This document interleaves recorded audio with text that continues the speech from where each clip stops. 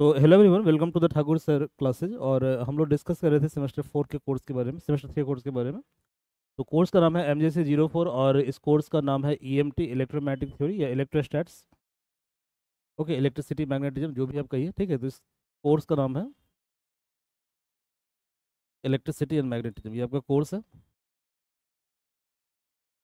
तो the name of course is electricity and magnetism.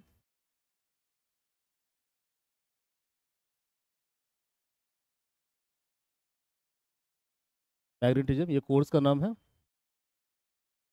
और इन the previous lesson हमने इसे पहले वाले क्लास में डिस्कस किया था कि कैसे हम इलेक्ट्रिक पोटेंशियल फाइंड आउट करते हैं। इसके अलावा इलेक्ट्रिक पोटेंशियल जो है, ठीक है, कैसे हम निकालते हैं इलेक्ट्रिक डाइपोल के। एक बार फास्टली हम रिकैप करते हैं व्हाट इज इलेक्ट्रिक पोटेंशियल। तो मान लीजिए कि यहाँ पे एक चार्ज क्यू है, ठीक है, यहाँ पे एक चार्ज क्यू है। तो इस चार्ज के कारण यदि हमें इस पॉइंट आर पे पोटेंशियल फाइंड आउट करना है, इलेक्ट्रिक पोटेंशियल, ओके। तो इसका फॉर्मूला था इलेक्ट्रिक पोटेंशियल V बराबर, V मतलब इलेक्ट्रिक पोटेंशियल, तो V बराबर था Q/4πε0R। ये हम जस्ट रिकैप कर रहे हैं जो हमने प्रीवियस क्लास में डिस्कस किया था, ओके। तो आप प्रीवियस वीडियो जाकर देख सकते हैं इस कॉन्सेप्ट की क्लैरिटी के लिए। सेकेंड हमने डिस्कस किया था इलेक्ट्रिक डाइपोल के बारे में कि इलेक्ट्रिक डाइपोल क्या होता है। तो व्हाट इज इलेक्ट्रिक डाइपोल, ये हमने डिस्कस किया था, ठीक है, कि व्हाट इज इलेक्ट्रिक डाइपोल। तो हमने देखा था कि सिंपली हमारे पास क्या है, कोई डाई इलेक्ट्रिक है। डाई इलेक्ट्रिक का मतलब क्या होता है कि ऐसा बॉडी, ठीक है, जो चार्ज को कंडक्ट कर सकता है, ठीक है, बट वो चार्ज कंडक्ट नहीं कर रहा है, ठीक है। तो वो चार्ज कंडक्ट तभी करेगा जब इलेक्ट्रिक फील्ड की प्रेजेंस में उसको रखा जाएगा, that is called dielectric, ठीक है। तो इसको मोटा मोटी आप ऐसे समझ सकते हैं कि मान लीजिए कोई एटम है, ठीक है। तो एटम के अंदर क्या होता है, एटम के अंदर आपका इलेक्ट्रॉन होता है, प्रोटॉन होता है, क्लियर है। तो एटम के अंदर इलेक्ट्रॉन है, प्रोटॉन है, ठीक है। प्रोटॉन कहाँ पे होता है, प्रोटॉन आपका न्यूक्लियस में होता है। और इलेक्ट्रॉन क्या होता है, इसके चारों तरफ चक्कर लगाते रहता है, क्लियर है, ठीक है।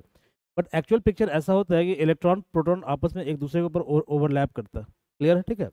तो जैसे हम इलेक्ट्रिक फील्ड को यहाँ पे अप्लाई करेंगे, तो इलेक्ट्रिक फील्ड अप्लाई करने के कारण क्या होता है कि जो पॉजिटिव चार्ज है वो फील्ड के डायरेक्शन में डिस्प्लेस हो जाता है, और जो नेगेटिव चार्ज है वो फील्ड के अपोजिट डायरेक्शन में डिस्प्लेस हो जाता है, क्लियर है। तो यहाँ चार्ज है +Q और यहाँ पे चार्ज है -Q, क्लियर है। तो दोनों चार्ज क्या है, एक डिस्टेंस के द्वारा सेपरेट है। तो इस सिस्टम को हम बोलते हैं इलेक्ट्रिक डाइपोल, जो ऑलरेडी हम पिछले क्लास में डिस्कस कर चुके थे। तो P इक्वल टू हमने डिस्कस किया था Q × D, ये हमने डिस्कस किया था। तो आपके सिलेबस में लिखा हुआ है इलेक्ट्रिक पोटेंशियल, इलेक्ट्रिक डाइपोल, ठीक है, and electric potential and field due to dipole, ये है, ठीक है। तो इधर लास्ट क्लास हमने ये भी डिस्कस किया था कि what is the value of electric potential due to dipole, electric potential due to dipole, और ये आया था 1/4πε0 P cos θ/r², ठीक है। तो electric potential due to dipole, कौन सा dipole, electric dipole, electric dipole, clear है। और ये कितना आया था, ये आया था आपका 1/4πε0 P cos θ/r², या P cos θ/4πε0 ये इसकी वैल्यू आई थी, क्लियर है। P cos θ/4πε0 ये इसकी वैल्यू आई थी, क्लियर है। तो आज की क्लास में हम लोग डिस्कस करेंगे electric field due to electric dipole, मतलब कि कैसे हम फील्ड कैलकुलेट करते हैं डाइपोल के कारण, ये हम कैलकुलेट करेंगे। तो सिलेबस में देखिए कहाँ पे ये लिखा हुआ है। तो टॉपिक हमारा है electric field due to electric dipole. It is very very important topic, आपके सिलेबस में लिखा हुआ है, ठीक है। Okay, if you want to subscribe the full course from Thakur sir academy, तो यहाँ पे ये नंबर दिया हुआ है, हेल्पलाइन नंबर 9155545177। तो यहाँ से आप किसी कोर्स को, फुल कोर्स को परचेज करने के लिए कॉल कर सकते हैं, ओके, खैर। तो सिलेबस में क्या लिखा हुआ है, इलेक्ट्रिक फील्ड एंड पोटेंशियल। तो ऑलरेडी पोटेंशियल क्या हम लोग डिस्कस कर चुके थे पिछले क्लास में, ठीक है। फिर लिखा हुआ है ये स्फीयर, उस पर छोड़ दीजिए, इसको हम बाद में डिस्कस करेंगे। फिर लिखा हुआ है व्हाट इज इलेक्ट्रिक डाइपोल, तो ये ऑलरेडी हम पढ़ चुके हैं कि what is electric dipole. Next क्या लिखा है, electric field and potential due to electric dipole, clear है। तो इन द प्रीवियस क्लास हमने डिस्कस किया था कि कैसे हम इलेक्ट्रिक पोटेंशियल निकालते हैं, किसके कारण, डाइपोल के कारण, ठीक है। तो ड्यू टू इलेक्ट्रिक डाइपोल कैसे हम फाइंड करते हैं पोटेंशियल को, ओके। सॉरी। आज हम डिस्कस करेंगे electric field due to electric dipole, ये हम आज हम लोग डिस्कस करने वाले हैं, क्लियर है। तो ये हम लोग डिस्कस करने वाले हैं, बट उससे पहले एक रिलेशनशिप है जो काफ़ी ज़्यादा इंपॉर्टेंट है, उसको जानना जरूरी है। तो उसके अलग से हम वीडियो बनाएंगे, बट अभी फिलहाल आप समझिए कि ये रिलेशनशिप होता क्या है, ठीक है। तो what is the relationship between electric field and potential, clear है। तो relationship between electric field and potential, relationship या relation between electric field and potential.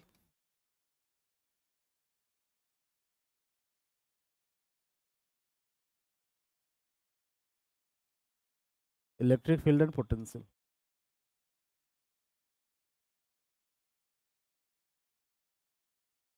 Clear है, यह फाइंड आउट करना है। तो आप सिंपली अभी इसको याद कर लीजिए कि ये रिलेशन होता है डी वी बराबर minus E dot D are. ये रिलेशन होता है, ठीक है, डी वी बराबर minus E dot D are, ये आपको याद कर लेना है, ठीक है। इसके लिए अलग से हम वीडियो बनाएंगे कि ये कैसे, ओके, ये अगले क्लास में हम लोग डिस्कस करेंगे इसके बारे में कि कैसे इस रिलेशनशिप को हम एस्टैब्लिश करते हैं, D V equal to minus E dot D R. Okay, तो फिलहाल अब याद कर लीजिए। ओके। खैर, हमें निकालना क्या है? हमें निकालना है electric field due to electric dipole, ठीक है। तो हमने क्या किया कि एक इलेक्ट्रिक डाइपोल ले लिया। तो we have taken one electric dipole, ये इलेक्ट्रिक डाइपोल है। तो डाइपोल में क्या होता है? डाइपोल में दो चार्ज होता है, माइनस क्यू और प्लस क्यू, ये दो चार्ज होता है डाइपोल के अंदर। क्लियर है? और यहाँ पे कोई पॉइंट पी है जहाँ पे हम फाइंड आउट करना चाहते हैं इलेक्ट्रिक फील्ड। क्लियर है? फील्ड। अब चूंकि इलेक्ट्रिक फील्ड एक वेक्टर क्वांटिटी है, तो इसका मतलब क्या हुआ कि वेक्टर क्वांटिटी का वेक्टर क्वांटिटी में क्या होता है? डायरेक्शन होता है। क्लियर है? ठीक है। तो हम क्या करेंगे? डाइपोल को रोटेट करेंगे, ठीक है, डाइपोल को घुमाएंगे हम, ठीक है। जब डाइपोल को रोटेट करेंगे तो एक रोटेशन जो होगा वो होगा थीटा के डायरेक्शन में, मतलब कहने का मतलब ये होगा कि डाइपोल को ऐसे हम घुमा रहे हैं, ये हम ऐसे डाइपोल को रोटेट कर रहे हैं, ठीक है। तो जब हम डाइपोल को रोटेट करेंगे तो यहाँ पे क्या होगा? जैसे मान लीजिए कि डाइपोल क्या कर रहा है? सर्कुलर मोशन कर रहा है, तो इसको हम समझते हैं जरा, ठीक है।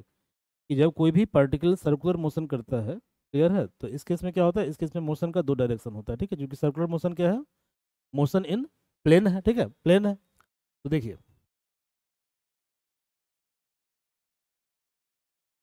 जो इलेक्ट्रिक डाइपोल है, डाइपोल है, इसका ट्रेजेक्टरी क्या है? इसका ट्रेजेक्टरी मतलब पाथ। पाथ क्या है? पाथ सर्कुलर है, ठीक है। आ, इसका जो ट्रेजेक्टरी है, ट्रेजेक्टरी मतलब पाथ, दैट इज सर्कुलर। ये सर्कुलर है।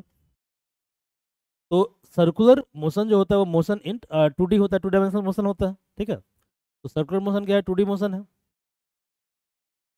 जो सर्कुलर मोशन आपका है वो टू डायमेंशनल मोशन है।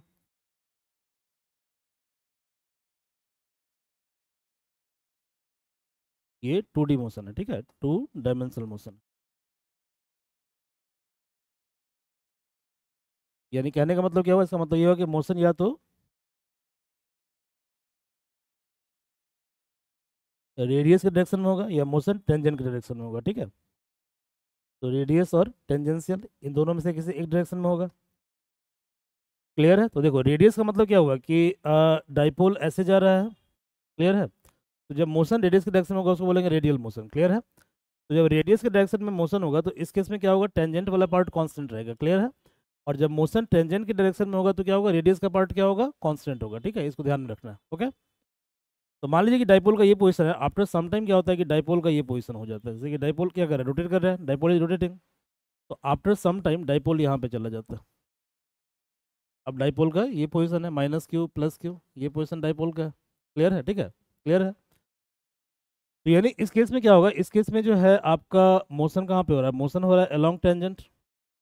टेंजेंट तो मोशन ऐसे हो रहा है, मोशन टेंजेंशियली हो रहा है। क्लियर है? तो जब मोशन टेंजेंशियली होगा तो इस केस में क्या होगा? रेडियस वाला पार्ट क्या होगा? कांस्टेंट होगा, ठीक है, ये क्या होगा? कांस्टेंट होगा। बट जैसे ही डाइपोल इस पॉइंट पे आता है तो मान लो कि मोशन यहाँ पे हमने थीटा को फिक्स कर दिया, तो मोशन क्या होगा? मोशन अब रेडियली हो रहा है, ठीक है। तो मोशन रेडियली हो रहा है। क्लियर है? तो मोशन का दो डायरेक्शन होगा, एक डायरेक्शन क्या होगा? तो देखो, ये डायरेक्शन क्या है आपका? टेंजेंट के लॉन्ग है, इसको हम डिनोट करेंगे थीटा कैप से। क्लियर है? और ये जो मोशन है अलॉन्ग रेडियस है, इसको हम डिनोट करेंगे आर कैप से। क्लियर है? आर कैप से। तो आर कैप क्या है? अलॉन्ग रेडियस, ठीक है। और थीटा कैप क्या है? अलॉन्ग टेंजेंट है। क्लियर है? अलॉन्ग टेंजेंट है। इसका मतलब ये हुआ कि इलेक्ट्रिक फील्ड को हम लिख सकते हैं, डायरेक्टली हम लिखते हैं यहाँ पे, ठीक है। इलेक्ट्रिक फील्ड को हम लिख सकते हैं, क्या लिख सकते हैं बताइए?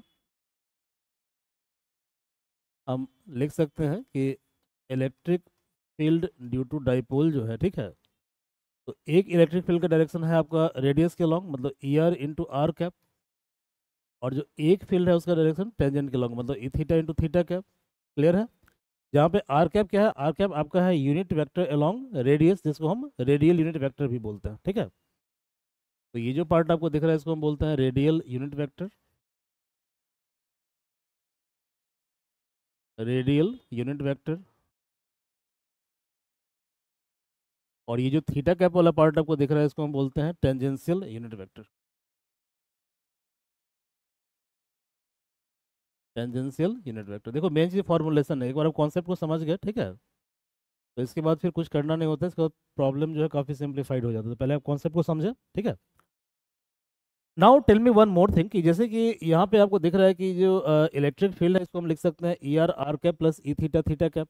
क्लियर है? तो यहाँ पे आपको क्या दिख रहा है? आपको दिख रहा है कि रेडियस और टेंजेंट जो है, क्लियर है, देखो भाई, ये थीटा कैप का डायरेक्शन है और ये आर कैप का डायरेक्शन है। तो थीटा और आर के बीच का एंगल क्या होता है? 90 डिग्री होता है, ठीक है, 90 डिग्री होता है। तो आप जानते हो कि if two vectors A and B are mutually perpendicular, तो इसके उसका रिजल्टेंट क्या होता है? Under root A square plus B square होता है। आपने पढ़ा होगा, आपने पढ़ा होगा, 11वीं कक्षा में पढ़ा होगा आपने, बीएससी पार्ट 1 में पढ़ा है, क्या पढ़ा है बताइए?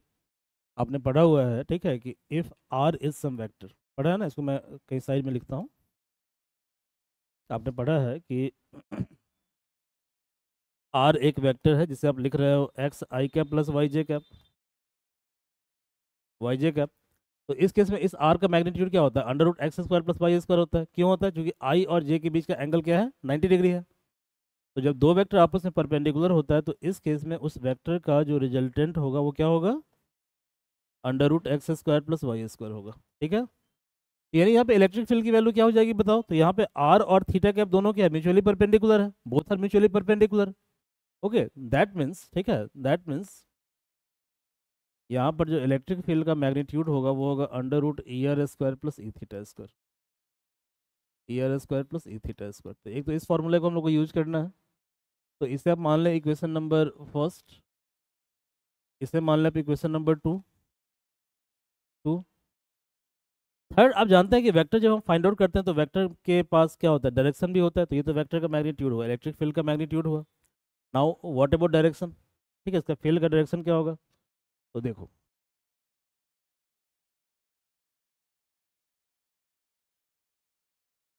यदि इसको हमने मान लिया है E R R cap, clear है, इसको हमने मान लिया है E theta into theta cap, तो ये क्या होगा? ये रिजल्टेंट वेक्टर होगा, ई होगा ना, रिजल्टेंट वेक्टर होगा, ठीक है, रिजल्टेंट वेक्टर होगा। गुड। अब यहाँ पे देखें आप, जैसे ये है ई आर कैप और ये ई थीटा कैप है, तो इसका मतलब ये पार्ट क्या होगा? ई थीटा इंटू थीटा कैप होगा। तो यदि ये डायरेक्शन है वेक्टर का, ठीक है, अल्फा, तो टेन अल्फा क्या होगा? This upon this. तो टेन अल्फा यहाँ पे क्या हो जाएगा बताइए? यहाँ पर जो वेक्टर का डायरेक्शन होगा, ये इलेक्ट्रिक फील्ड का मैग्नीट्यूड है, क्योंकि वेक्टर का क्या होता है? मैग्नीट्यूड होता है, और वेक्टर क्या होता है? डायरेक्शन होता है। तो ये इलेक्ट्रिक फील्ड का मैग्नीट्यूड है। What about electric field direction due to dipole? तो डायरेक्शन है अल्फा, तो टेन अल्फा बराबर कितना देखिए? तो टेन अल्फा आपका है, ठीक है, परपेंडिकुलर कितना है? ई थीटा, और बेस कितना है? E R. तो E theta by E R. तो अभी तक जो हमने किया वो सिंपली क्या है? वो सिंपली हम वेक्टर को हम क्या कर रहे हैं? फॉर्मुलेट कर रहे हैं। क्लियर है? अब हम क्या करेंगे? अब हम डेरिवेशन को सॉल्व करने की कोशिश करें, अब हम डेराइव करेंगे फॉर्मूले को, ठीक है। क्लियर है? तो लुक,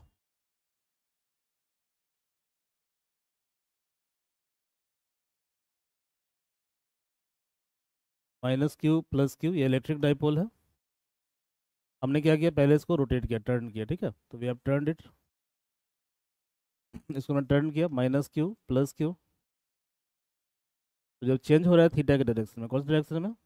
थीटा के डायरेक्शन में। क्लियर है? तो इस केस में आर क्या होगा? आर कांस्टेंट होगा, तो आर को हमने कांस्टेंट कर दिया, ठीक है, आर को हमने कांस्टेंट कर दिया, ठीक है। तो ये चेंज आपको दिख रहा है वो क्या है? आपका थीटा के डायरेक्शन में, ठीक है, इट इज अलोंग थीटा। आपने क्या किया? आर को थोड़ा सा बढ़ाया, तो पहले ये आर था, हमने किया आर प्लस डी आर किया, तो कितना कर दिया इसको? आर प्लस डी आर किया। तो ये चेंज आपका जो है वो है that is in direction of E R. Clear है? डायरेक्शन ऑफ ई आर, ठीक है। अब इसे कैलकुलेट हमें करना है, तो कैलकुलेट करते हैं हम, देखो क्या करेंगे, कैसे कैलकुलेट करेंगे। ओके, कैसे कैलकुलेट करेंगे?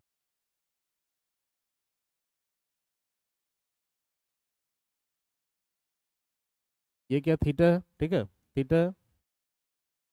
ये लेंथ कितना है डाइपोल का? ये एल लेंथ है, ठीक है, एल लेंथ है। और थीटा इक्वल टू क्या होता है? एल बाई आर होता है, ठीक है, theta equal to L by R होता है।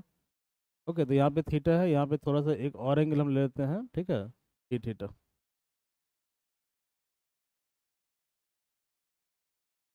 Okay, just wait for a minute.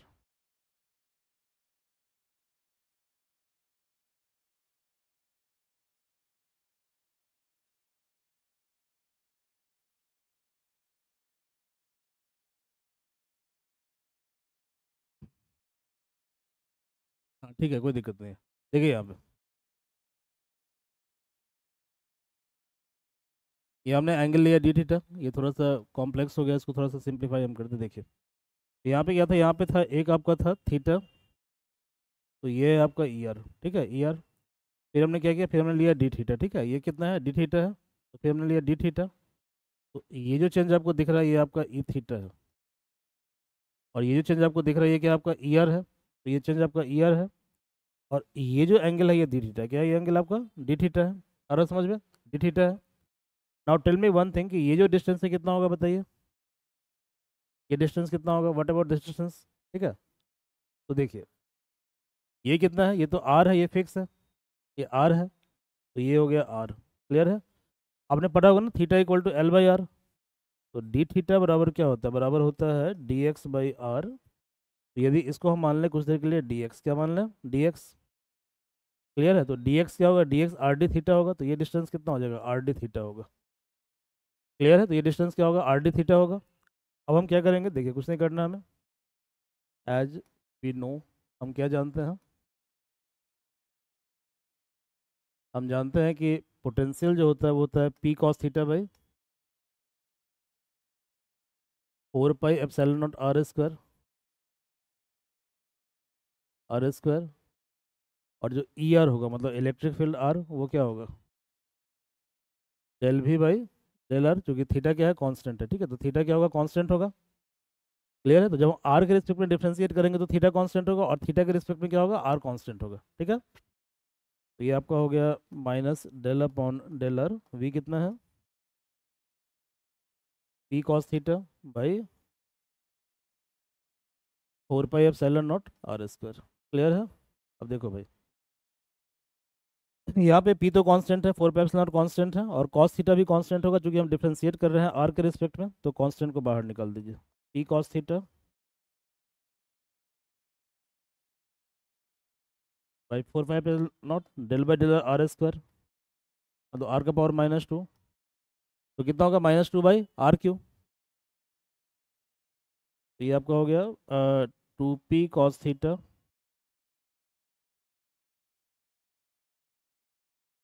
By 4 pi epsilon not r Q. ये जो डेल बाई डेल आर का पावर -2 है ना, ये आपने निकाला होगा ना, आपने पढ़ा होगा मैथमेटिक्स में, ठीक है, D by D x x का पावर n बराबर एन एक्स एन -1। तो डेल बाई डेल आर का पावर जो -2 है वो कितना हो जाएगा बताइए, एन एक्स एन -1 मतलब -2, आर का पावर -2 - 1 यानी कि -2 आर का पावर -3, ठीक है। तो इसको लिख सकते हैं ना -2/r क्यू, वही हमने यहाँ पे लिखा है -2/r क्यू, क्लियर है। तो माइनस माइनस प्लस हो गया, तो ये आ गया 2p cos theta by 4 pi epsilon not r Q, इसको आप इक्वेशन नंबर फर्स्ट मान लो, या इक्वेशन नंबर छोड़िए बाद में मानेंगे। यार इतना हो गया, ई थीटा कितना होगा बताइए, व्हाट अबाउट ई थीटा। तो हमारे पास रिलेशन क्या, रिलेशन है डी वी बराबर minus E dot D are, ये है ना ई डॉट डी आर है, ठीक है डी आर है। हमें निकालना क्या, हमें निकालना ई थीटा। तो ई थीटा कितना होगा माइनस, ठीक है, ई थीटा कितना होगा देखिए, ई थीटा निकालना है ना, तो ई थीटा कितना होगा, तो यहाँ पे आया आपका डेल भी बाई डेल आर, ये आया इसके लिए आर के लिए, इसके लिए क्या होगा, इसके लिए है आर डी थीटा, ठीक है, डेल भी बाई डेल एक्स होगा। नहीं समझे, देखिए इसको समझाते हैं, इसको देखिए क्या है, देखिए ये जो D V equal to minus E D R है, इसको आप लिख सकते हैं ना माइनस ई आर, ठीक है, इंटू डी आर, ठीक है, into E D are minus E theta into D theta, D theta ऐसा आप लिख सकते हैं, ठीक है। और डी थीटा कितना है देखिए,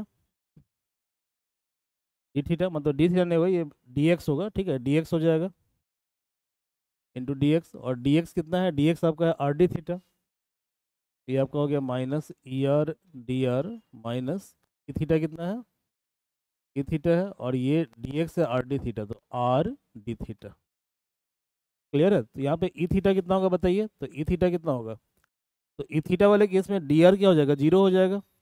जब हम थीटा निकालेंगे, क्या बताया था हमने कि थीटा निकालेंगे तो आर कांस्टेंट होगा, क्लियर है?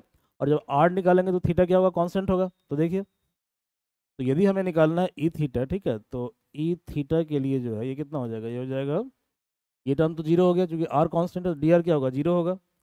यानी ई थीटा हो जाएगा -1/r डेल भी बाई डेल थीटा। ये हो गया -1/r del upon del theta, ठीक है। और भी कितना है, भी है p cos theta by 4πε0r²। Clear है? अब जो कांस्टेंट है इसको हम बाहर निकाल देते हैं। कांस्टेंट यहाँ पे क्या है, तो यहाँ पे हम डिफ्रेंशिएट कर रहे हैं थीटा के रिस्पेक्ट में। तो थीटा के अलावा जितने भी टर्म है वो सारे के सारे क्या हो जाएंगे, सारे के सारे हो जाएंगे आपको सॉरी कांस्टेंट हो जाएंगे। तो p तो ऑलरेडी कांस्टेंट है, 4πε0 कांस्टेंट है, और r भी यहाँ पे क्या होगा, कांस्टेंट हो जाएगा, ठीक है। तो ये आपका हो गया -1/r p अपॉन 4πε0r²। इसको r³ कर दीजिए, और del upon del theta cos theta कितना होगा, minus sign theta.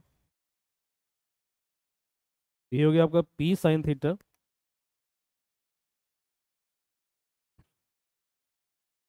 By 4πε0r³। यहाँ तक कोई दिक्कत नहीं है। तो अब देखो, अब हमें ई आर मालूम हो गया, ई थीटा मालूम हो गया, ठीक है। तो अब हम क्या करेंगे, क्योंकि ई आर ई थीटा हमें मालूम है, तो अब हम क्या करेंगे कि now we will use equation number second. यानी अब इलेक्ट्रिक फील्ड का जो मैग्नीट्यूड है वो कितना है, √ER² plus E theta square. तो therefore from equation second,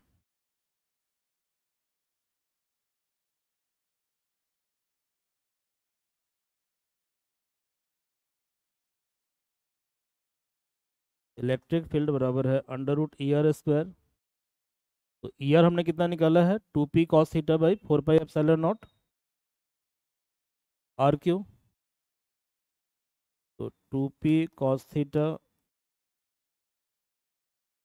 by 4πε0r³ इतना निकाला है। तो ई आर का whole square plus E theta कितना निकाला है, p sine theta by 4πε0r³। p sine theta by 4πε0r³ इसका होल स्क्वायर। अब यहाँ पे नोटिस कीजिए कि जैसे कि जो ये टर्म आपको दिख रहा है, ठीक है, p/4πε0r³। I am changing the colour.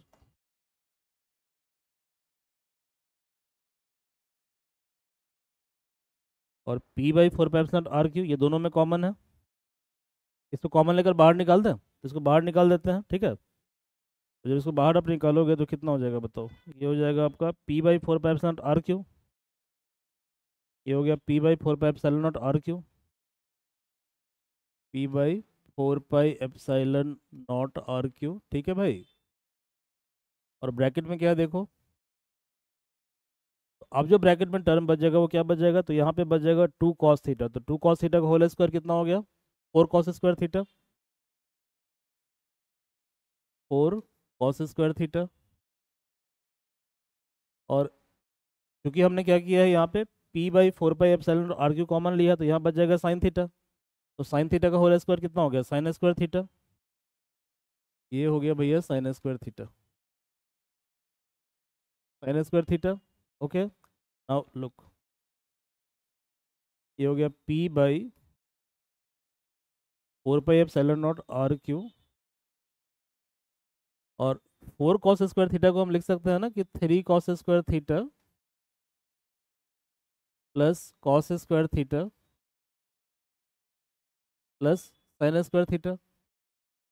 अब देखिए cos square theta plus sine square theta कितना होता है, 1 होता है। तो ये हो गया 1 + 3 cos स्क्वायर थीटा। यानी आपके पास आ गया p/4πε0r³ √1 + 3 cos स्क्वायर थीटा। तो ये होगा electric field due to dipole. ये आपको ध्यान में रखना है, it is very very important derivation, आपके एग्जाम में आएगा ये, ठीक है। तो एग्जाम के लिए बहुत ज़्यादा इंपॉर्टेंट है। ओके, नेक्स्ट है फाइंड आउट करना है डायरेक्शन। नेक्स्ट हमें क्या निकालना है, डायरेक्शन निकालना है।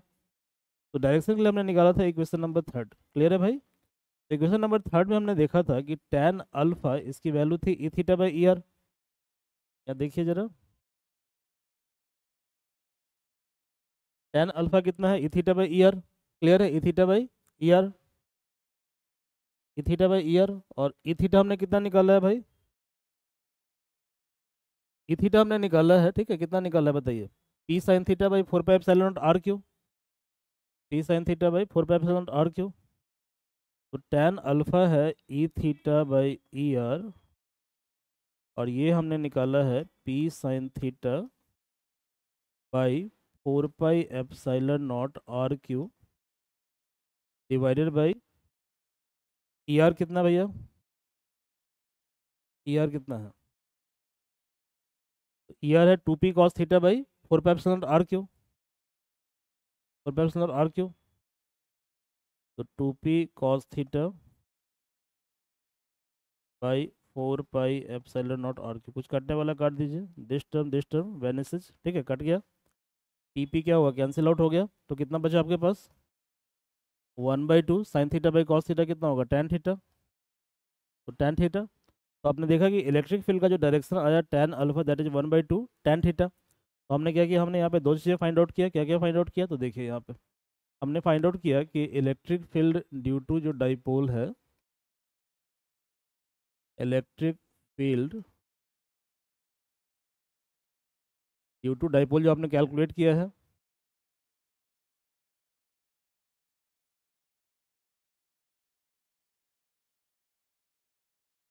इलेक्ट्रिक डाइपोल ये जो आपने कैलकुलेट किया है, इसका मैग्नीट्यूड है, मैग्नीट्यूड है P by four pi epsilon R Q,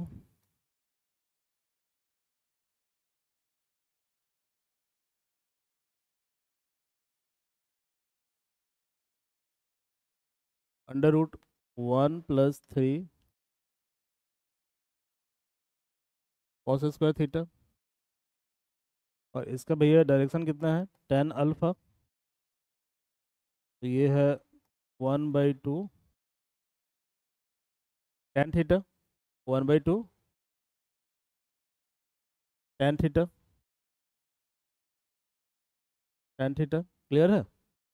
तो this part has been completed, इस पार्ट को हमने कंप्लीट कर लिया है, ठीक है। अगली जो क्लास में उसमें डिस्कस करेंगे, we will establish this relation, अगले क्लास में हम लोग रिलेशन एस्टैब्लिश करेंगे कि ये D V equal to minus E dot D R कैसे आता है। Okay, so thank you everyone.